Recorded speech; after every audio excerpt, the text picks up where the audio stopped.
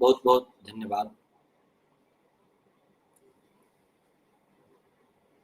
हम कल बात कर रहे थे योग अभ्यास के बारे में, और योग अभ्यास के द्वारा आपके अंदर एक अद्भुत सा चमत्कार हो सकता है, एक अद्भुत सितारा हो सकता है, एक एक रोशनी, एक आत्मा, सब कुछ का विकास हो सकता है। और योग के 8 अंग के बारे में भी बात किया था कि आप लोग को यम, नियम, आसन, धारणा, ध्यान, समाधि, इन सब चीज़ों का अगर हम अपने जीवन में अगर उपयोग करें, तो हमारे जीवन में जो हमने कहा था कि हमारे भ्रुकुटी के बीच एक चमकता सितारा दिखाई पड़ेगा, अवश्य ही दिखाई पड़ेगा। अगर हम वैज्ञानिक लोगों के बारे में बात करें, प्रसारक के बारे में बात करें, तो योग की मान्यता को बहुत जगह खंडन भी किया गया है। लेकिन आप उनको भी छोड़ें, अनेकों अनेक अगर आप देखें, इवन कि आप सचेतन में देखें, जब आप दैनिक रूप से प्रार्थना में आते हैं, चिंतन करते हैं, आपके जीवन में एक सकारात्मक पुष्टिकरण होता है, और जिससे क्या होता है कि आपका जीवन जो है सशक्त हो जाता है, आप अपने जीवन को आशावान बनाने में, इन सब चीज़ों में आप इसका उपयोग कर सकते हैं। तो योग का अभ्यास करें अथवा ना करें, इससे कोई नहीं, ये आपका निजी फैसला है। इस प्रतिक्रिया के बारे में सोचिए कि मैं पॉज़िटिव हूँ, मैं प्रकाश रूप हूँ, मैं चमकता हुआ सितारा हूँ, मेरे अंदर कुछ स्पार्क है जो कि हम कर सकते हैं। तो जब आप एक अपने आप को, स्वयं को किसी सर्वोच्च ऊर्जा के क्षेत्र में या ऊर्जा के स्रोत से जोड़ना चाहते हैं, तो डेफ़िनेटली आपको कुछ न कुछ चमत्कार, कुछ न कुछ प्रकाश का अनुभव होगा। आप ऐसे ही देखिए, कहीं भी आप अपने आप से ऊपर वाले लोगों से जोड़ना चाहते हैं अपने आप को, तो आपके जीवन में बदलाव आता है। तो जो आप अनुभव करते हैं, जो भी आपके जीवन में बदलाव होता है, जो भी एक चमत्कार होता है, जो भी प्रकाश होता है या कुछ भी होता है, उस अनुभव को आप अपने अंदर समाहित करते हैं, और वही आपकी प्रकृति बन जाती है, वही आपका नेचर बन जाता है।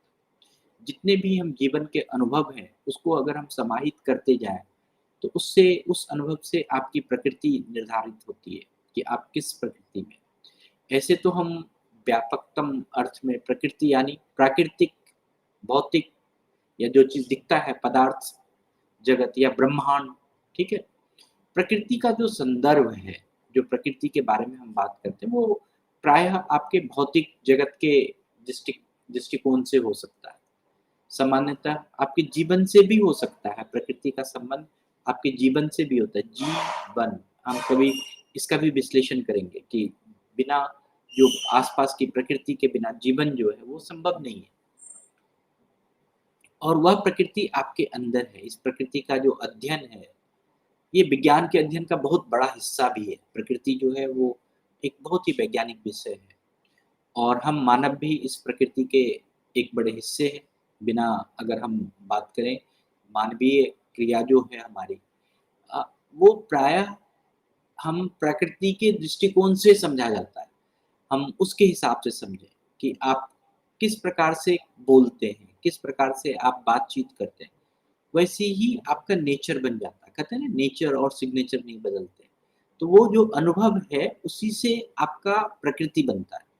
और दूसरे हम परिप्रेक्ष्य में अगर हम बात करें, तो वह भी प्रकृति है जो हमें भौतिक रूप से दिखाई पड़ रहा है। तो इस प्रकृति को अगर हम व्यापकतम रूप से अगर हम बातचीत करें, आप बहुत जगह पे देखे होंगे कि जो शिव शक्ति, उमा, पार्वती, इन सबको भी प्रकृति देवी कहा जाता है। जितने भी मोस्टली जो देवी-देवता देवी देवी का खास करके जितनी भी देवियाँ हैं अपने हिंदू धर्म में, उन सबको प्रकृति का रूप दिया जाता है। और अगर हम बात करें कि प्रकृति अगर हमारे भगवान के रूप में है, विष्णु जी की प्रकृति के रूप में क्या-क्या चीज़ है हमारे पास? हमारे पास अ, लक्ष्मी के रूप में प्रकृति है, सरस्वती के रूप में प्रकृति है, काली के रूप में प्रकृति, ये सभी देवी जो है हमारे कार्य सिद्धि के लिए, हमारे कार्य के पालन के लिए, हमारे प्रकृति के रूप में। और सर्वोच्च शक्ति जो दुर्गा जी को भी सर्वोच्च शक्ति माना गया है हिंदू पुराण में, तो वो सर्वोच्च शक्ति भी जो है वो प्रकृति के रूप में, लेकिन ये प्रकृति हमें दिखती नहीं है। जो आपके अंदर की भी जो प्रकृति की शक्ति है, वह दिखती नहीं है। शक्ति का मतलब है कि आपके अंदर 3 प्रकार की शक्ति है, राजसिक शक्ति है, तामसिक शक्ति है, सात्विक शक्ति है। तो वो जो शक्ति के बारे में हम बातचीत करते हैं कि आपके अंदर कोई अगर रचनात्मक क्रिया है, आप सत्य का प्रतीक हैं, तो वो हम कहते हैं सात्विक शक्ति है। आपका राजसिक शक्ति मतलब अगर आप लक्ष्यहीन कर्म करते हैं, जुनून है आपके अंदर, तो वो आपका राजसिक शक्ति है। तामसिक शक्ति मोस्टली विनाशकारी शक्ति है, जिससे कि भ्रम का प्रतिनिधित्व होता है। तो ये जो शक्तियाँ हैं, वो आपको दिखती तो नहीं है, लेकिन ये शक्ति आपके अंदर मौजूद है और यही आपकी प्रकृति के रूप में, यही आपके नेचर के रूप में। अगर आप किसी का रक्षण करना चाहते हैं, पालन-पोषण करना चाहते हैं, तो आपको भगवान श्रीहरि जो विष्णु का है वो तमोगुण जो है आपके भीतर सात्विक शक्ति आ जाएगा। अगर आप अडिग रहना चाहते हैं, बिना किसी भी आप अपने सभी अवगुण को, द्वेष को ख़त्म करना चाहते हैं और अंदर में आप सब चीज़ को बड़े अच्छे से एक त्रिलोक की तरह जो अगर हम शिव जी के बारे में बात करें कि आप संहार रूप में, रुद्र रूप में करना चाहते हैं, तो आप त्रिलोक की तरह जो है आपके भीतर जो है सात्विक गुण हो जाएगा। बाहर से में भी तमोगुण हो, लेकिन आपके अंदर जो है सात्विक गुण होगा जब आप इन सब अपने बुरे बुरे विचारों का नाश करते हैं।